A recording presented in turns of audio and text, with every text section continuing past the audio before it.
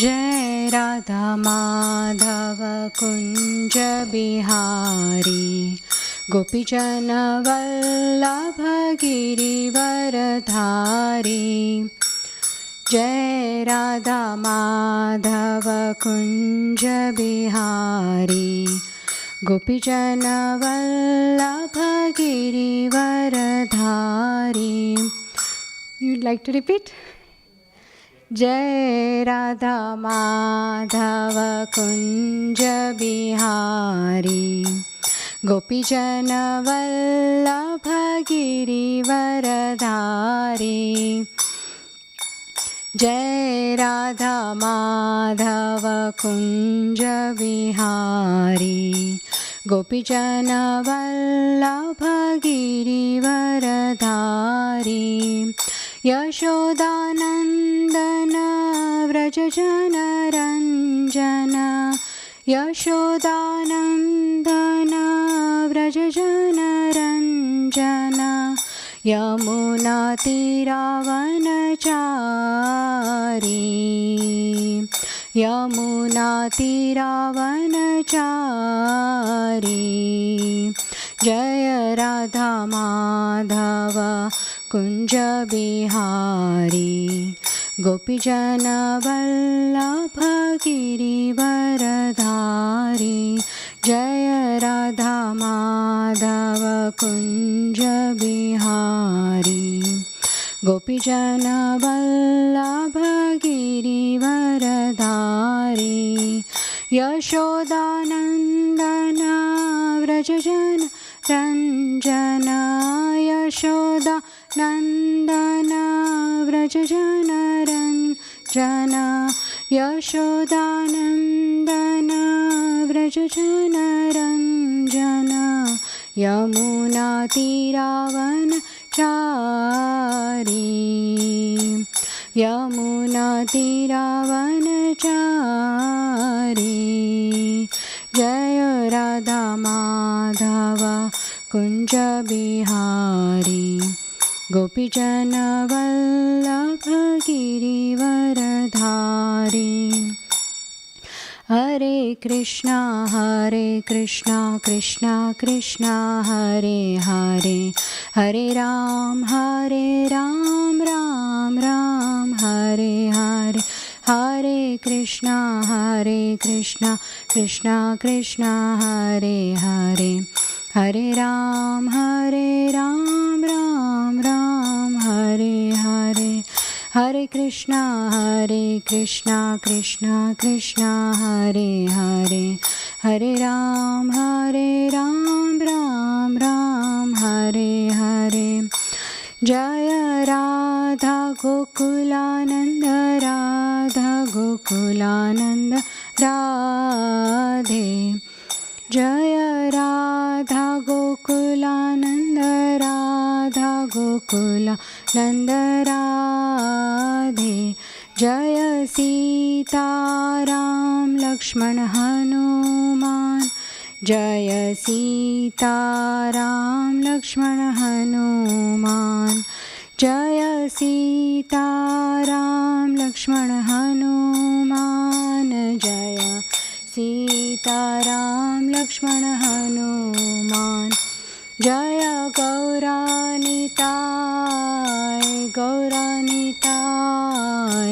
गौरानिताय जय गौरानिताय निताय गौरा हरि बोल निताय गौरा हरि बोल निताय गौरा हरि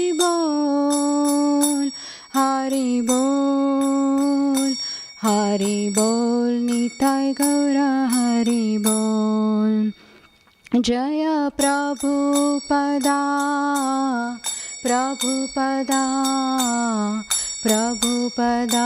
श्रील प्रभुपदा जय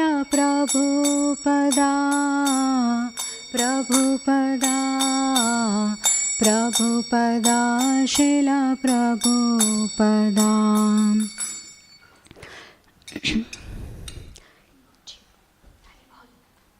Where the lights are. If you can turn. It's just there by the bell. If you open the cupboard, there is. Yeah. Thank you. Great. Hare Krishna. Welcome everyone to Bhaktivedanta Manor. Please accept my humble obeisances and I seek your blessings so that we can discuss today's beautiful verse. We are on chapter 8 and today's verse is the last verse of chapter 8. Chapter 8 is titled Attaining the Supreme. And so we'll recite the verse first and read the purport also and translation by Srila Prabhupada. And before that, we will do our prayers and invoke auspiciousness and take blessings of Acharyas. Om Namo Bhagavate Vasudevaya. Would you like to repeat Om Namo Bhagavate Vasudevaya?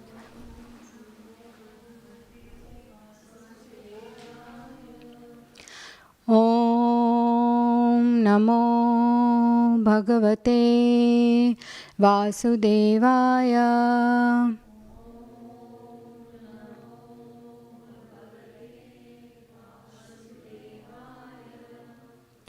Om Namo Bhagavate Vasudevaya.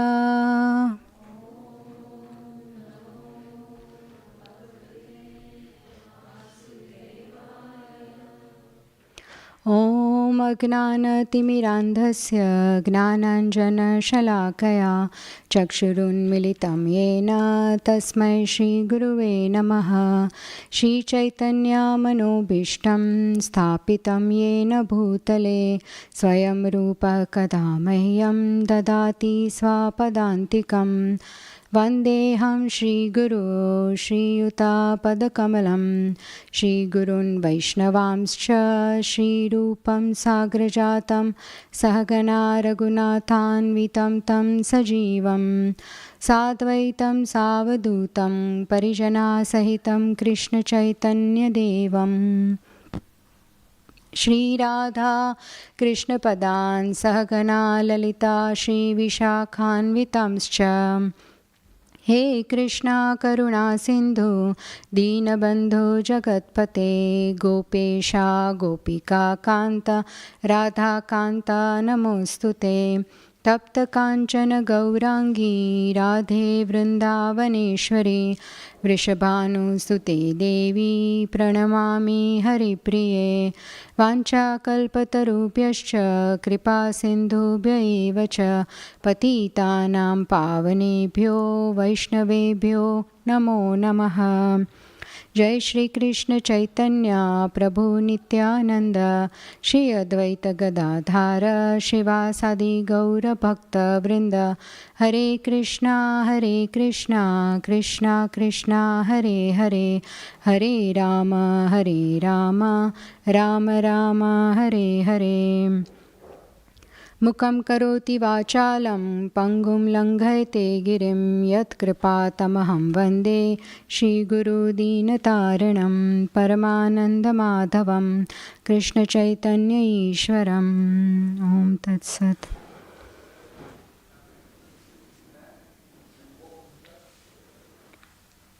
So Hare Krishna, today's verse is 8.28 Bhagavad Gita.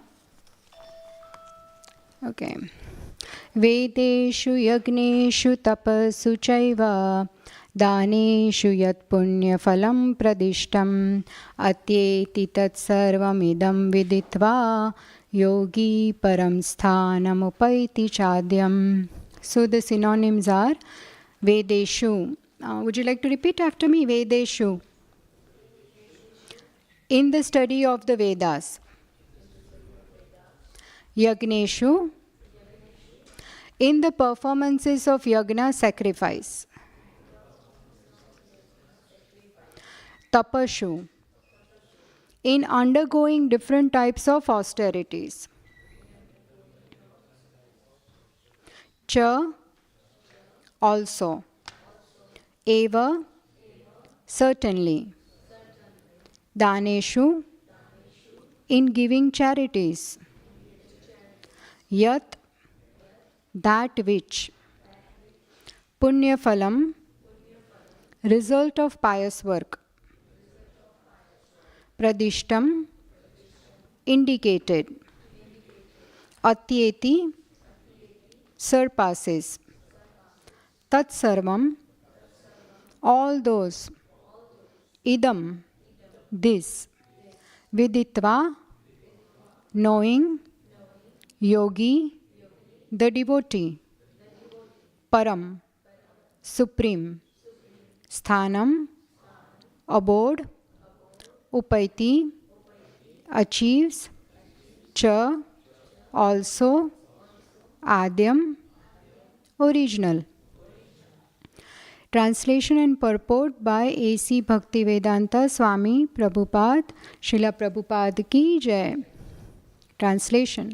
A person who accepts the path of devotional service is not bereft of the results derived from studying the Vedas, performing sacrifices, undergoing austerities, giving charity, or pursuing philosophical and fruitive activities. Simply by performing devotional service, he attains all these, and at the end he reaches the supreme eternal abode. So there is a purport by Srila Prabhupada, almost 1.5 pages. So I will read, and it will be nice if we all listen and be involved and hear carefully. Then it will be easier when we discuss to understand. So I will read. This verse is the summation of the 7th and 8th chapters, which particularly deal with Krishna consciousness and devotional service. One has to study the Vedas under the guidance of the spiritual master and undergo many austerities and penances while living under his care. A brahmachari has to live in the home of the spiritual master just like a servant, and he must beg alms from door to door and bring them to the spiritual master. He takes food only under the master's order, and if the master neglects to call the student for food that day, the student fasts. These are some of the Vedic principles for observing brahmacharya. After the student studies the Vedas under the master for some time, at least from age 5 to 20, he becomes a man of perfect character. Study of the Vedas is not meant for the recreation of armchair speculators, but for the formation of character. After this training, the brahmachari is allowed to enter into the household life and marry. When he is a householder, he has to perform many sacrifices so that he may achieve further enlightenment. He must also give charity according to the country, time, and candidate, discriminating among charity in goodness, in passion, and in ignorance, as described in Bhagavad Gita. Then, after retiring from household life, upon accepting the order of Vānaprastha, he undergoes severe penances, living in forests, dressing with tree bark, not shaving, etc. By carrying out the orders of brahmacharya, householder life, Vānaprastha, and finally sannyasa, one becomes elevated to perfectional stage of life. Some are then elevated to the heavenly kingdoms, and when they become even more advanced, they are liberated in the spiritual sky, either in the impersonal Brahmajyoti or in the Vaikuntha planets or Krishna Loka.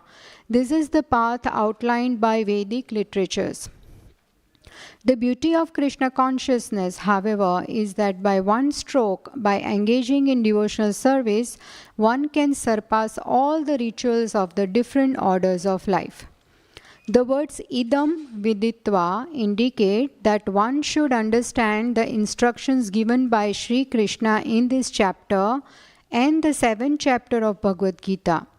One should try to understand these chapters not by scholarship or mental speculation, but by hearing them in association of devotees.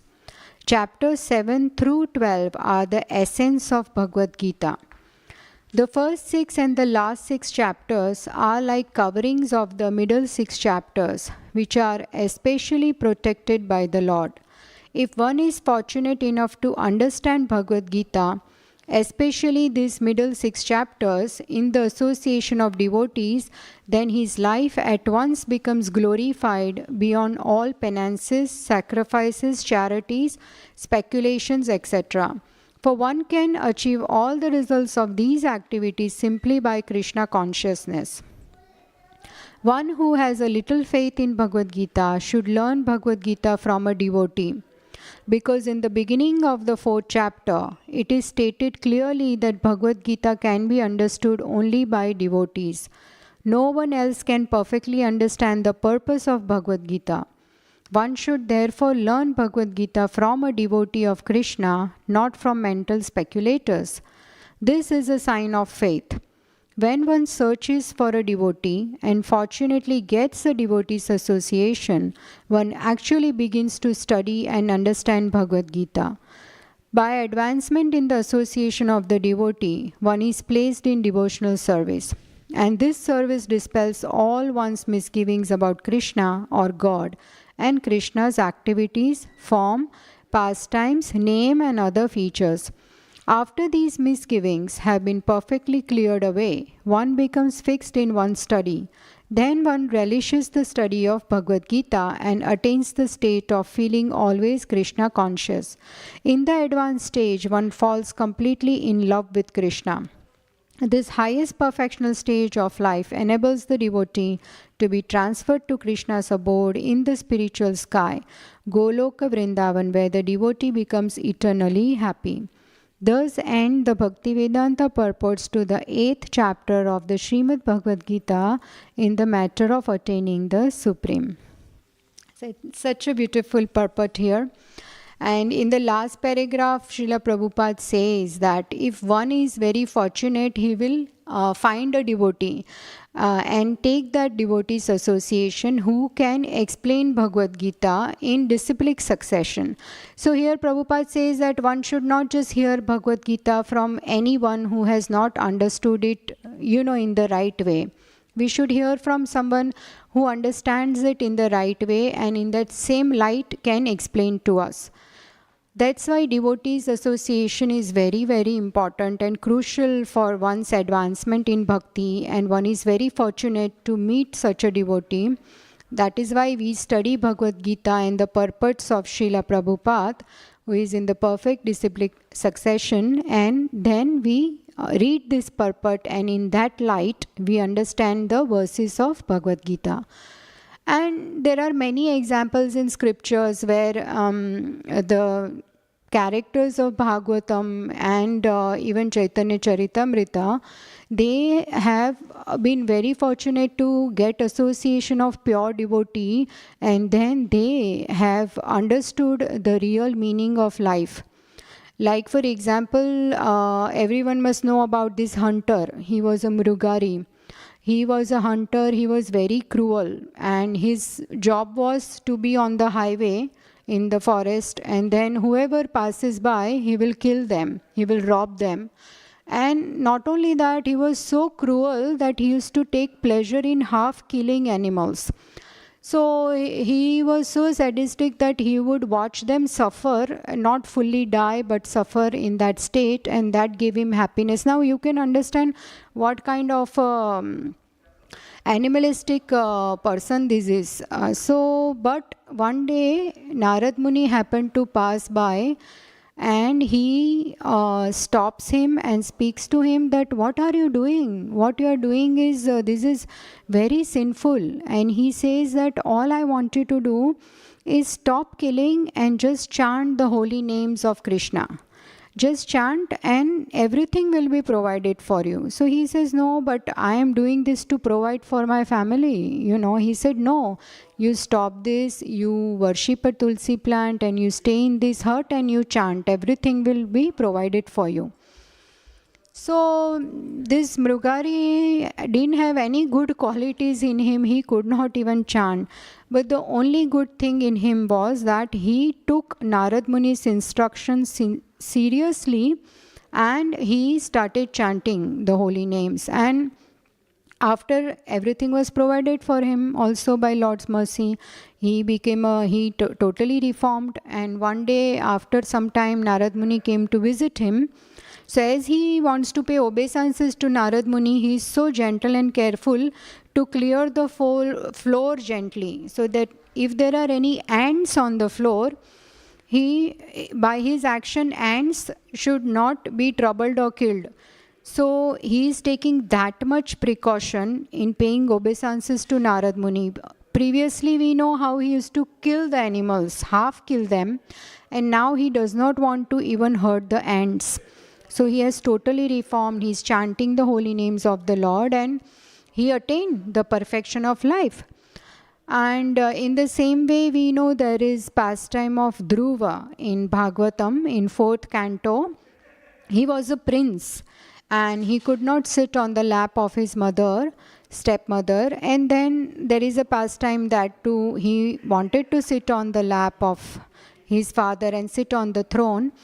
So he gets very upset. He goes to his mother that he was insulted, he could not sit, and the stepmother really told him off badly and insulted him. Meanwhile, the mother gives very good advice to him that, look Dhruva, do not keep any grudge against your stepmother. And when we suffer, it is purely because of our own past actions. So we should not blame anyone for that. And she said that if you want to sit on the throne, go and worship Vishnu. So do that. That is the right advice. There is nothing wrong in that.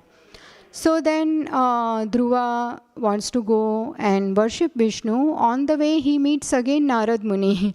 Narad Muni is such a wonderful, pure devotee of the Lord that he has reformed and given bhakti to so many devotees. So he again helps Dhruva. And he says, okay, I will tell you how to worship. So he gives him all the methods. Dhruv follows it very nicely. But at that time, he had this material desires in his heart when he goes to forest. And he still wants to sit on the throne, and he had a desire that he should gain kingdom which is even bigger than his father and grandfather. So at that time his heart was not pure, or he didn't have the desire to just worship the Lord for Lord's pleasure, but he wanted to satisfy his own material desires. But he starts practicing bhakti as it was instructed by Narad Muni. And he is only 6 years old, but within 6 months he gets the darshan of the Lord. And after taking darshan of the Lord, his mind is purified with the touch of the conch shell of the Lord on his head. And he is purified of all his material desires. All he wanted to do is satisfy the Lord. He recites such beautiful prayers. So here we can see Srila Prabhupada says in the purport that the beauty of Krishna consciousness is, however, that by one stroke, by engaging in devotional service, which is bhakti, one can surpass all the rituals of even different orders of life, and one can purify of material desires. So that is the beauty of bhakti. Even here we can see in the previous 2 verses there were 2 ways of leaving the body was also mentioned, which was verse 24 to 26. And the 2 ways are path of light in Uttarayan, which is 6 months when sun travels to north, and path of darkness, which is Dakshinayan, when sun travels to south for 6 months. But the path of devotees is explained in the 27th verse, that devotees are surrendered to Krishna. They depend on Krishna and they are fixed in their devotion. So they leave everything in Krishna's hand. They don't see that, oh, I should pass on this particular time, or I should go when the sun is traveling north or south. It's not like that. They depend on Krishna, and thus they even go back to Krishna when they leave their body. In case some devotional service is pending, then they won't go back, but they are guaranteed a human birth. They will come back in favorable condition and continue their devotional service to Krishna without any deviation. So that's the beauty of bhakti. So 27th verse is Naite Shruti Partha Janan Yogi Muhyati Kaschana Tasmat Sarveshu Kaleshu Yoga Yukto Bhavarjuna. It means, the meaning is, although the devotees know these two paths, which two paths? We just said Uttarayan and Dakshinayan. O Arjuna, they are never bewildered. Therefore, be always fixed in devotion. So at the time of death, a devotee is not bewildered. Why? Because they are fixed in devotion. They depend on Krishna. And Bhishma Dev is a pure devotee. Here when this is mentioned, Uttarayan, many people's belief is that Bhishma Dev was waiting for the time Uttarayan to come to leave his body so that he can go to heavens. But that is not true. Bhishma Dev is a pure devotee of Lord, and he was not waiting for the time Uttarayan, but he was waiting for personality Uttarayan. And that personality Uttarayan is Lord Krishna, and that is his name. Because why? We know the pastime of Uttara, right? That Uttara was protected by Krishna. Uttara is wife of Abhimanyu, and she was carrying in her womb a baby, who later on when born is called Parikshit Maharaj. And Ashwatthama, who was on Duryodhan's side, had released Brahmastra to kill the little child within the womb of Uttara. And she goes to Krishna crying and asking for help. So what Krishna does is that he entered the womb of Mother Uttara and he counteracted the heat of Brahmastra. And thus he protected Parikshit Maharaj. So when Uttara came running to Krishna, Krishna gave shelter to Uttara. And the meaning of Ayana is shelter. So Uttara, who is Abhimanyu's wife, is Uttara, and Ayana means shelter. So one who has given shelter to Uttara, Krishna, his name is Uttarayan. And also the second meaning could be one who has taken shelter of Uttara is also called Uttarayan. So for example, when we enter the house, we are taking shelter of the house. We will be protected from all the outside wind or weather or snow or heat, right? Because we are taking shelter of the house, we are entering the house.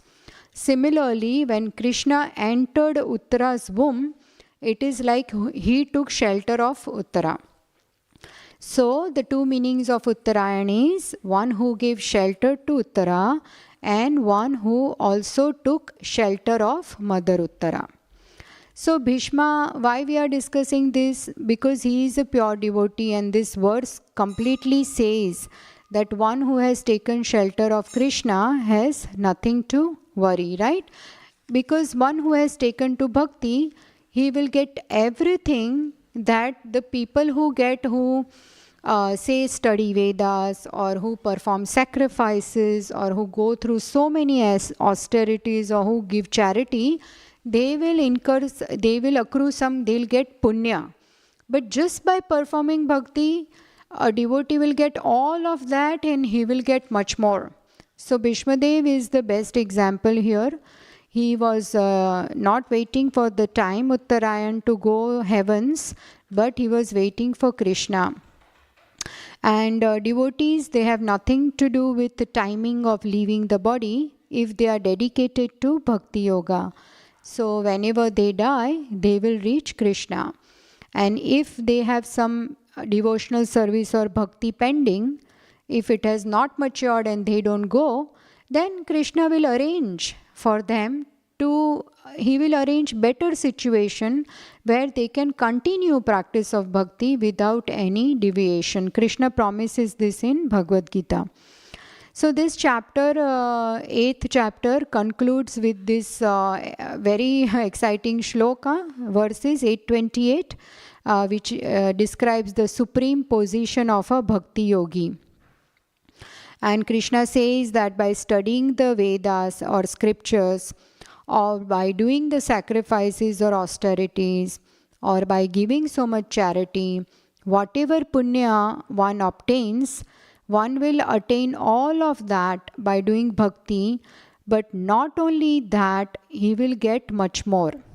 So, one can surpass all these activities by knowing Krishna's glories as described in 7th and 8th chapter. And in the purport, Srila Prabhupada says that the middle 6 chapters of Bhagavad Gita, it's like they hold a very confidential message, which is bhakti, and it is nicely protected. It is kept in the middle.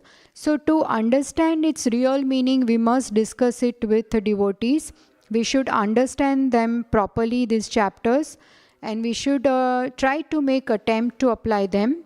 Then we will definitely surpass the results of Vedeshu, Yagneshu, Tapasu Chaiva, Daneshu Yatpunya Phalam Pradishtam.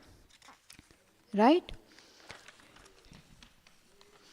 So a devotee is not deprived of the results of sacrifices, pious activities, Vedic studies, etc. And this is the greatest position one can attain by performing bhakti. So in the verse, last line is Yogi Param Sthanam Upaiti Chadyam. Yogi here refers to Bhakti Yogi. He is not a Mishra Karma Bhakta, but a pure Ananya Kevala Bhakta. Like how we had discussed last time in verse 8.14. Ananya Cheta Satatam Yo Mam Smarati Nityashaha Tasyaham Sulabha Partha Nitya Yuktasya Yoginaha. For one who always remembers me without deviation, I am easy to obtain, O son of Pritha, because of his constant engagement in devotional service. So devotee attains supreme spiritual position by bhakti, and he is not deprived of any substandard results. He will get much more than that. So I would like to give an example here that, for example, we have a 50-pound note with us in our wallet. So that 50-pound note contains 1 pound. It will also contain 5 pounds, 5-pound note. Shri Shri Radha Gokulananda ki jai, Sitaram Lakshman Hanuman ki jai, Gaur Nitai ki jai, Srila Prabhupada ki jai. So this 50-pound note, if you change it, it not only will give you 1 pound, it will give you 5-pound note, 10-pound note, 20 pounds. All of this is within that 50 pounds note. So in the second chapter also, it says that, for example, if we go to a water body or a river, all the purposes are filled by a small whale or a small lake. Similarly, in bhakti, one is not deprived of any karma-kandic results. It contains everything like that 50-pound note. There is no loss. Actually, one becomes oblivious to such things like going to heavens or any such things that are temporary. One is not after such benedictions, like we discussed the example of Dhruv Maharaj, because he found this most beautiful jewel in Krishna Bhakti, because it completely satisfied his heart. And that's how bhakti is. If it is ahaituki apratihata, if it is unmotivated, if it is devoid of any personal, material, selfish desires, and if it is continuous, it is pure, then it will definitely give you yayatma suprasidati, lot of satisfaction. That's how it is. The heart is satisfied when Krishna is satisfied. There is a yasmin tushte jagat tushtam, right? Krishna is satisfied, everyone is satisfied. There is also a story of Akshay Patra, right? Where Durasa Muni comes to Pandavas and Draupadi, and they had all eaten. There was no food left, and he comes with so many of his disciples. So when they go to take bath, they were worried, and they remember Krishna. In all calamities, they depend on Krishna. And Krishna comes and says, just bring that patra, the vessel. And Draupadi says, but there is nothing in it. He said, no, I am very hungry, bring it. So she brings it, and there is this only one small particle of rice which Krishna takes out and eats. he is so satisfied that wherever Durvasa Muni was there with his disciples, they all got so satisfied and they felt so full. Their stomach was full that they could not even move.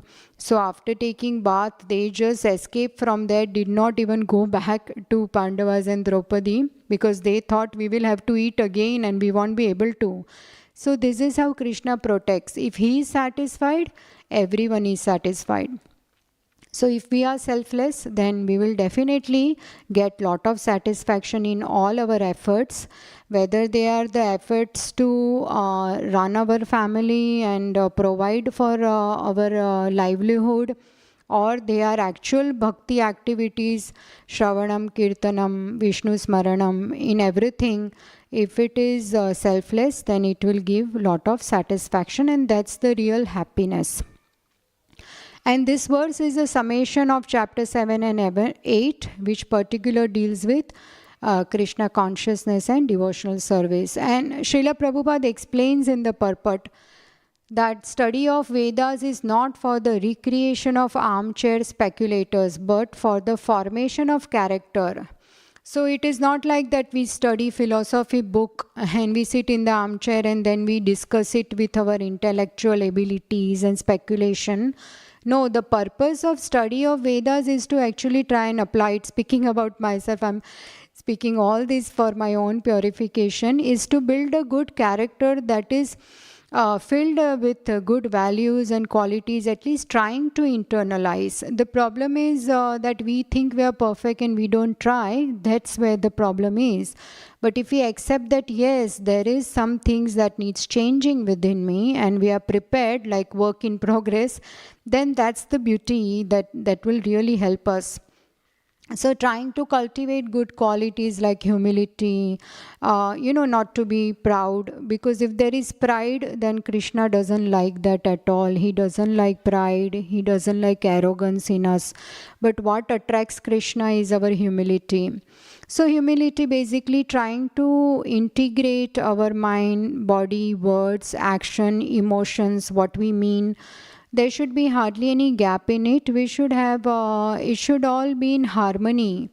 There should be integrity. We should be humble enough to understand. See what happens when we chant holy names. There is humility there. When we will chant someone's name again and again, when we love them, and secondly, we have understood that our position is lower than them. That's when, lower in the sense, not inferiority complex, but being protected by this personality. I am protected by Krishna. I am chanting your names again and again. So that is humility, taking that position. Then compassion, truthfulness, gratitude. My Guru Maharaj says that gratitude is mother of all the qualities. It starts with gratitude. If we are grateful, then all other qualities will follow. I mean, we have Guru, we have Shastra, we have devotees, wonderful temples, so many festivals, so many abundant opportunities to serve. Wherever we want, there is service available here. Everything is there. So if we take that advantage, then that is the real intelligence, I think. We should take advantage of it.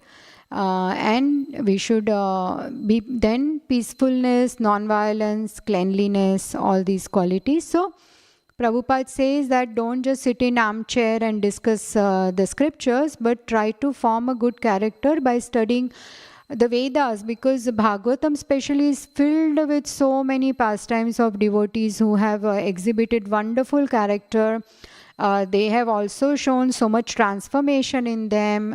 They have shown such dependence on Krishna and such high faith in him, like Pandavas, Kunti Maharani, Dhruv Maharaj, Prahlad Maharaj, Prithu Maharaj, Parikshit, Prachetas. It's filled with so many Bhishma Dev, like that. So I mean, we study this together, it will definitely will have an amazing effect on us. At least we can start our journey.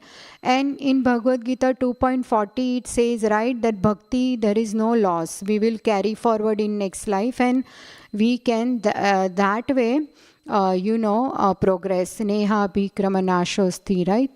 So, in Padyavali, which is composed by Rupa Goswami, there is a very beautiful verse in this regard, connection to 828. I'll try to recite. I can't remember the tune, but I like this shloka.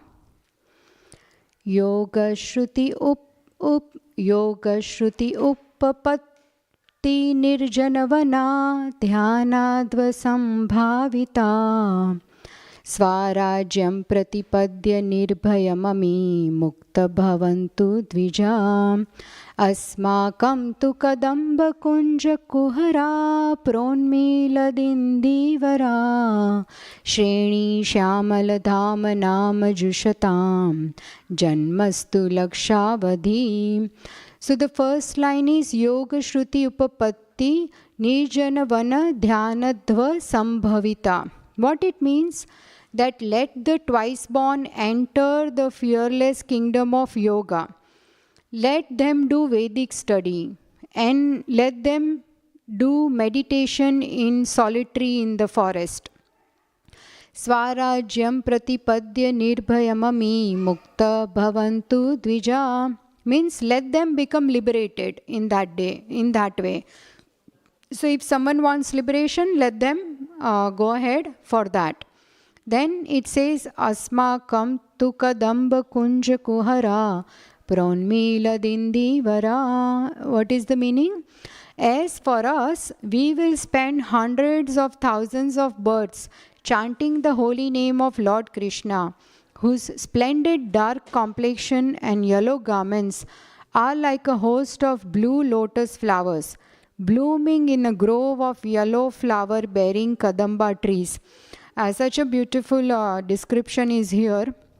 As if that Krishna is like that blue lotuses, if you imagine in a lake, and there are kadamba trees from where all the yellow pollen are falling around these lotuses.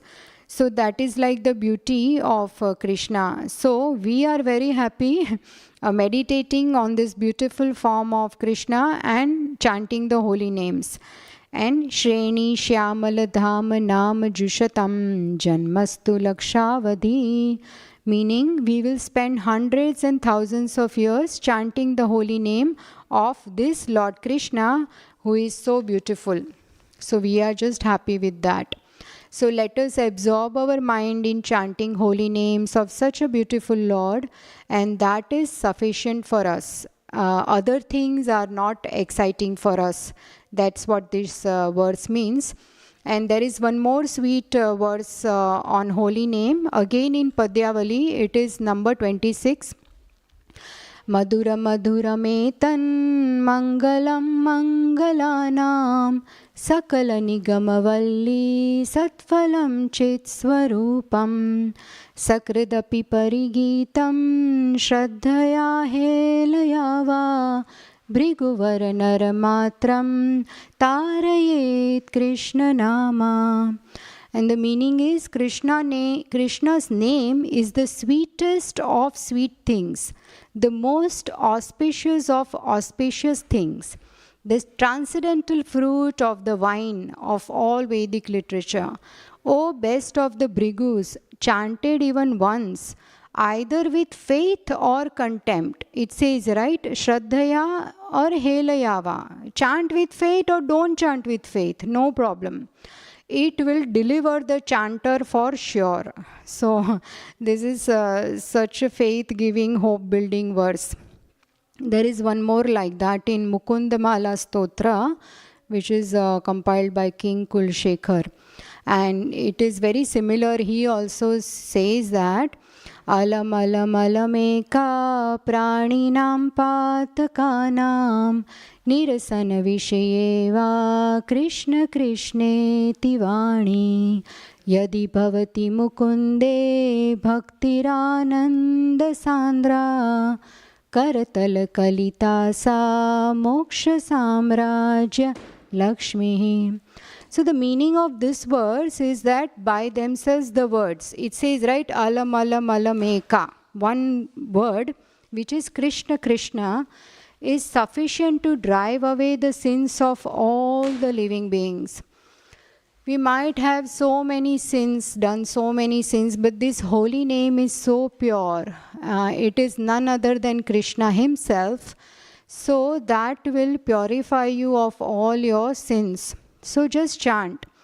Anyone who possesses the devotion for Lord Mukunda, that is densely imbued with ecstasy, holds in the palms in his hand the gifts of liberation, worldly influence and wealth. These three things, meaning what? That it will come so easily to him. Liberation, the worldly influence, name, fame, wealth, everyone is after that in the material world. So this will come very easy to a devotee, but actually he will run away from these things because he has got the holy name, which is the greatest of all wealth. He is not after anything else. So this is a very high position a devotee reaches, but one can really try by chanting the holy names and taking association of devotees, and with mercy of Krishna one can definitely reach this state and can also taste the sweetness in holy name when they chant. In the purport, Srila Prabhupada says that beauty of Krishna consciousness is, however, that by one stroke, by engaging in bhakti, devotional service, one can surpass all the rituals of different orders of life. So in purport we discussed and read different orders of life are brahmacharya, householder, right? Grihastha, vanaprastha and sannyas. But all those rituals can be surpassed. We read how difficult certain things were in that ritual. But if you perform bhakti even from young age, then you can surpass all of these difficult things or austerities by chanting the holy names, reading the scriptures, hearing the scriptures. All these are very easier activities than performing some Shat Chakra yoga in forest, right? That would be an austerity, to sit there on kusha grass and meditate on the Lord, not eat for days together. But easier than that is chanting. Anyone can do it any place without taking bath or after taking bath, at night, daytime, in the house, outside the house. When you wake up in the middle of night, sometimes you say, "Oh Krishna." So that is fine. There are no rules and regulations. But if we have to do deity worship, we know that we have to take bath, we should not have eaten anything when entering the altar, we should be so clean, we have to chant so many Shuddhikaran mantras. All this has to be done. But for chanting, there are no such hard and fast rule. Anyone can do, children can do, grown-ups can do, fit people can do, sick people can do. Sleeping on bed you can chant, a sick person can chant on the bed. If we are sleeping, can we read Bhagavatam while sleeping? No. We have to give respect to scriptures. So we have to sit properly and read. So deity worship is not that easy without any following rules and regulations, reading scriptures as well. We have to follow certain, etiquettes. But chanting holy names in Kali Yuga is one big benediction given to us, that there are no hard and fast rules, because Krishna is so merciful that he manifests in the holy name. We say Krishna and then Krishna is there manifested. That's why this verse, Vedeshu Yagneshu Tapasu Chaiva, the way I understood as I read Prabhupada's purport is that everything, the summary of doing everything, it all boils down to one thing, which is bhakti. And the three most important things to do if you want to do devotional service is Shravanam, Kirtanam, Krishna Smaranam. So if we will hear Bhagavad Gita, Bhagavatam, read it with devotees. If we chant holy names, then what will happen? We'll be able to meditate on Krishna. And the human form, the aim is Ante Narayana Smriti. At the end, we should be able to remember Krishna. So again in 11th Canto, 18th chapter, 4th verse, there is a purport in that verse, and I have just put that here, which I will read. One who engages in sense gratification must perform severe penances at the end of life to counteract his sinful hedonistic activities. Right? It is simple to understand. A devotee of the Lord, however, naturally develops Krishna consciousness, and he is not subjected to radical penances. Penances are austerities, right? Austerities are what? Austerities are some inconvenience we have taken upon ourselves for higher purpose, like fasting. We want to purify our mind, our body. We are fasting for so many hours. That is austerity, right? So here it is saying that a devotee who has developed Krishna consciousness is not subjected to many difficult penances. And in Pancharatra, there is a shlok in that reference. Aradhito yadi haris tapasa tatah kim, naradhito yadi haris tapasa tatah kim, antar bahir yadi haris tapasa tatah kim, nantar bahir yadi haris tapasa tatah kim. The meaning is, if one is worshipping the Lord properly, what is the use of severe penances? And if one is not properly worshipping the Lord, what is the use of severe penances? If Sri Krishna is realized within and without everything that exists, then what is the use of severe penances? And if Sri Krishna is not seen within and without everything, then what is the use of severe penances? So it again summarizes that it is bhakti, realizing Krishna, and it is not austerity, it is bhakti that is foremost. And there are more verses like this in this reference. Again in Uddhav Gita in 11th Canto, 11.20.32-33. A devotee can achieve anything through bhakti. That verse is that. So it's a long verse. It is same thing as Vedeshu Yagneshu. It says that everything that can be achieved by fruitive activities, penance, knowledge, detachment, mystic yoga, charity, religious duties, and all other means of perfecting life is easily achieved by my devotee.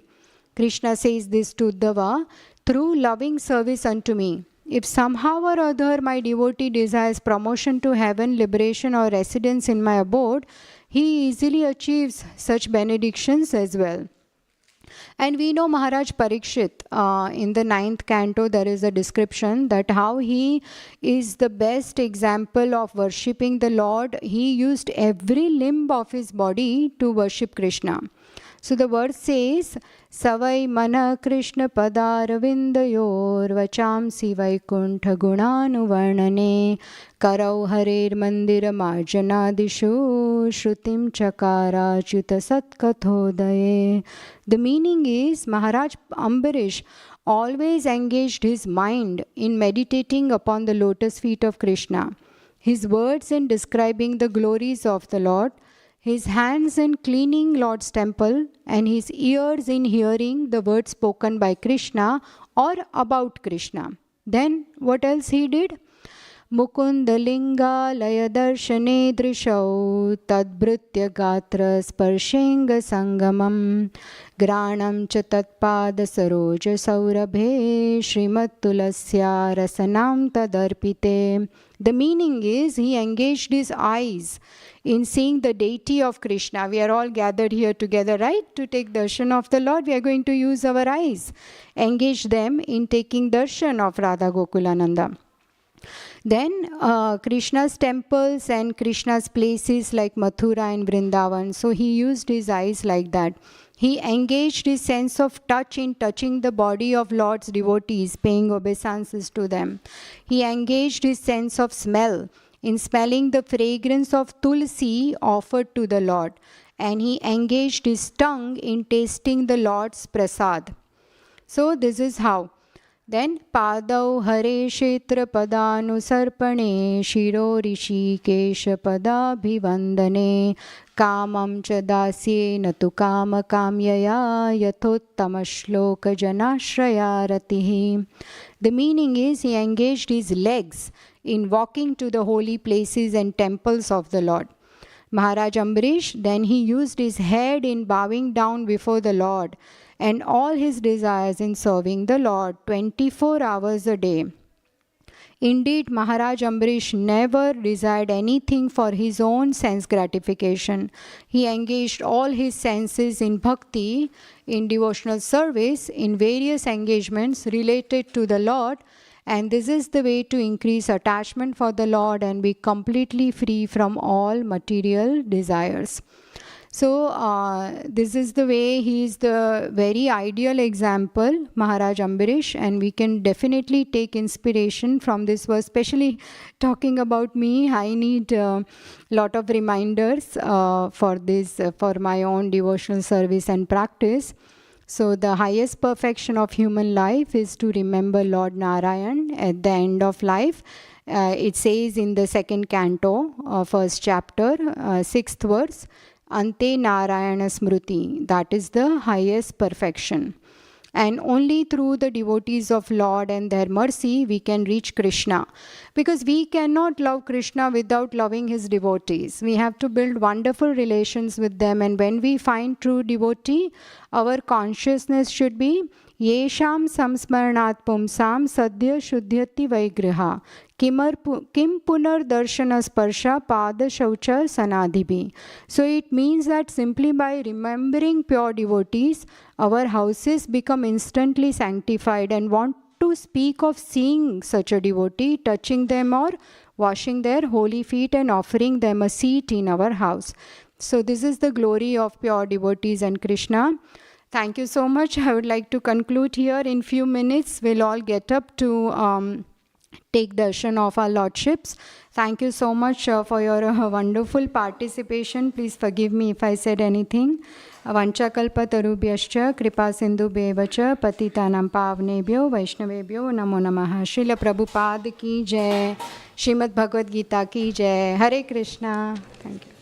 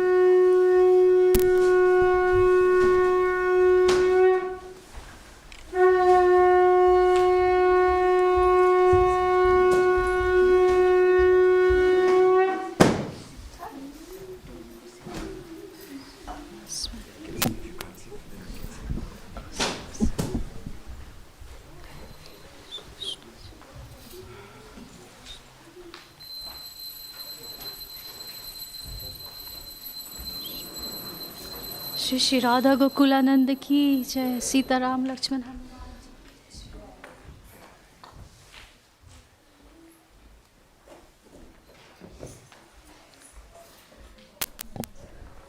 की जय जय गौरा चंदे आरती को शोभा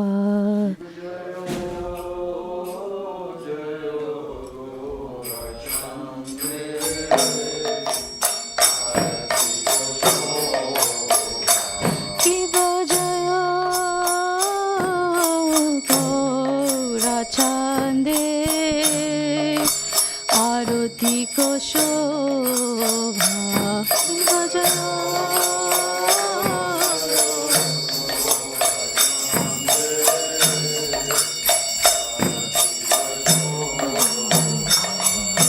যা